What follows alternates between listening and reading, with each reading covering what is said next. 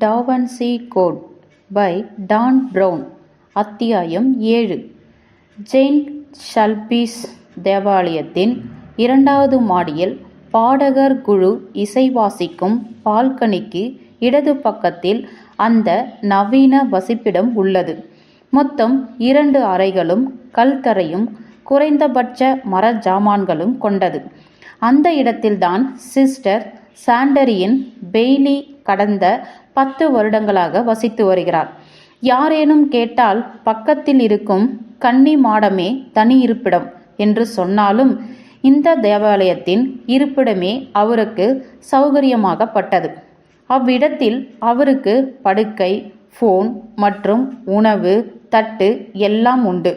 தேவாலயத்தின் சடங்கு சமயவாதத்தின் எல்லா பொறுப்புகளையும் கவனிக்கும் வேலை சிஸ்டர் சாண்டரினுக்கு உண்டு. தேவாலய கட்டிடத்தை கவனித்து கொள்ளல், வெளி பணியாளரை தேவையின் போது வரவழைத்தல், இரவு நேரங்களில் சர்ச்சை கண்காணித்தல், சமய சடங்கு ஒயின் மற்றும் வேப்பர் பிஸ்கெட்டுகளை பெறுதல் முதலான காரியங்களை கவனித்துக் கொள்வார். இந்த இரவு தன் சின்னஞ்சிறு சிறு படுக்கையில் அவர் தூங்கிக் கொண்டிருந்த போது தொலைபேசி மணி அடிக்கும் ஓசையில் விழித்து கொண்டார். களைப்புடன் அவர் ரிசீவரை எடுத்தார். சிஸ்டர் சாண்டரியன், saint Sulpice. Hello sister, French மொழியில் அந்த மனிதன் கூறினான். சிஸ்டர் சாண்டரியன் நிமிர்ந்து அமர்ந்தார். தன் பாஸின் குரலை அவர் உணர்ந்தாலும் கடந்த 15 வருடங்களாக அவர் இது போன்ற சமயங்களில் அவரை எழுப்பியது இல்லை. அந்த மடத்து தலைவர் ஆழமான சமயப்பற்று வாய்ந்தவர். பிரார்த்தனை முடிந்ததும் இரவு படுக்கைக்கு போய்விடுவார். உங்களை எழுப்பியதற்கு மன்னிப்பு கேட்டுக் கொள்கிறேன் சிஸ்டர். மடாதிபதியின் குரல் தள்ளாடியது. உதவி ஒன்று வேண்டும். செல்வாக்கு மிக்க அமெரிக்க பிஷப் ஒருவர் இப்பொழுது என்னை அழைத்தார். உங்களுக்கு கூட அவரை தெரிந்திருக்குமே. மேனுவல் அரங்கோரோசா, ஒபாஸ்டேயின் தலைவரா? ஆம், அவரை எனக்கு தெரியும் தானே. தேவாலய வட்டாரங்களில் அவரை தெரியாதவர் யார்? அரிங்காரோசாவின் பழமை வாய்ந்த சமயகுரு பதவியானது அண்மை வருடங்களில் சக்தி கொண்டதாக உருமாறியது. 1982 போப்பாண்டவர் ஜான் பால் II என்பவரது திடீரென்று அவர்களை போப்பாண்டவரின் அந்தரங்க சமய குருவாக அறிவித்து சடங்கு சம்பிரதாயங்களை அங்கீகாரம் செய்தவுடன் அவர்களின் முன்னேற்றம் தொடங்கியது. அந்த வருடமே சந்தேகத்திற்கு இடமாக பணம் கொழித்த ஒரு சமய இனமானது 1 கோடி அமெரிக்க டாலர்களை வாடிகன் வங்கி என்று அழைக்கப்படும் வாடிகன் இன்ஸ்டிடியூட்டிற்கு மாற்றியது. இந்த பணம் மத ரீதியான வேலைகளுக்கு பயன்படும் தவிர திவாலாகும் நிலையில் இருந்த வாடிகனை அப்பணமே காப்பாற்றியது. அடுத்ததாக போப்பாண்டவர் அறிவித்த மற்றொரு அறிவிப்பு எல்லோரின் புருவங்களையும் உயர்த்தியது. அது ஒபாஸ்டேயை தோற்றுவித்த ஒருவருக்கு புனிதர் பட்டம் வழங்கியது. வழக்கமாக ஒருவர் புனித பட்டம் பெற 100 ஆண்டுகளுக்கு மேல் தவம் இருக்க வேண்டும். ஆனால் போப்பாண்டவர் இதை வெறும் 20 ஆண்டுகளாக குறைத்தார்.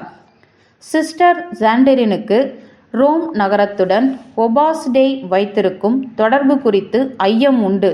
எனினும் புனித போப்பாண்டவரை கேள்வி ஏதும் கேட்க முடியாது.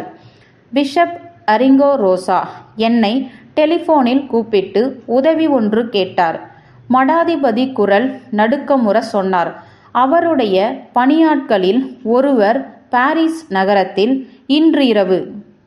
சிஸ்டர் சாண்டரியன் அந்த வினோதமான கோரிக்கையை கேட்டு முடித்த பொழுது அவருடைய குழப்பம் அதிகரித்தது. ஐ எம் சாரி, இந்த ஒபாஸ்டேயின் பணியால் பொழுது விடியும் வரை காத்திருக்க முடியாதா? இல்லை, ஏனெனில் அவருடைய விமானம் புறப்பட்டுவிடும்.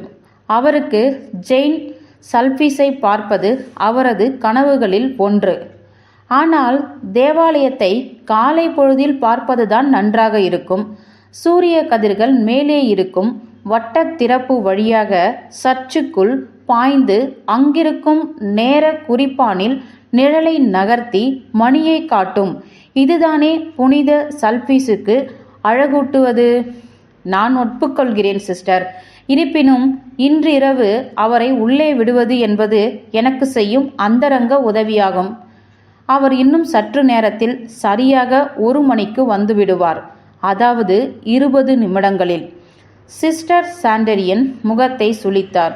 அப்படியே ஆகட்டும், இது எனக்கு கிடைத்த பெரும் பேறு. மடாதிபதி நன்றி ஒன்றை கூறிவிட்டு போனை வைத்துவிட்டார். பதிரடைந்த போன சிஸ்டர் சாண்டரியின் படுக்கையின் வெதுவெதுப்பில் அமர்ந்தவாறு தூக்க கலக்கத்தை விரட்ட முயன்றார். அவருடைய 60 வருட வாழ்வானது சட்டென செயல்பட அனுமதிக்கவில்லை. எனினும் இந்த அழைப்பானது அவரது உணர்வுகளை தட்டி எழுப்பியது. ஒபாஸ் டே எப்போதுமே அவருக்கு அசௌகரியம் தந்ததுண்டு.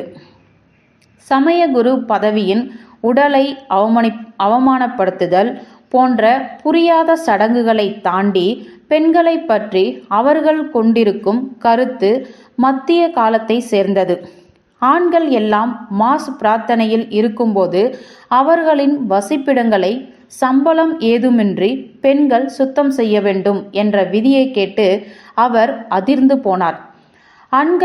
ஆண்கள் படுக்க பஞ்சு பொதிந்த தரை விரிப்பு, அதே பெண்கள் படுக்க மரத்தரை மற்றும் பெண்கள் உடலை அவமானப்படுத்தும் அதிக சடங்குகளை செய்து கொள்ள வற்புறுத்தப்படுகின்றார்கள். இவையெல்லாம் அந்த மூல பாவத்தை போக்குவதற்காக, அதாவது ஏவாள் அந்த ஆப்பிளை ஒரு கடி கடித்த பாவம் பெண்களின் தலையில் என்றென்றுக்கும் விழுந்துவிட்டிருக்கின்றது. சோகமயமாக கத்தோலிக் திருச்சபை பெண் உரிமையை மதிப்பு கொடுக்கும் சரியான திசையில் போய்கொண்டிருக்க, ஒபாஸ் டேயோ அதன் எதிர் திசைக்கு போய்கொண்டிருக்கிறது. எப்படியோ சிஸ்டர் சாண்டரியின் இந்த உத்தரவுக்கு பணிந்தாக வேண்டும்.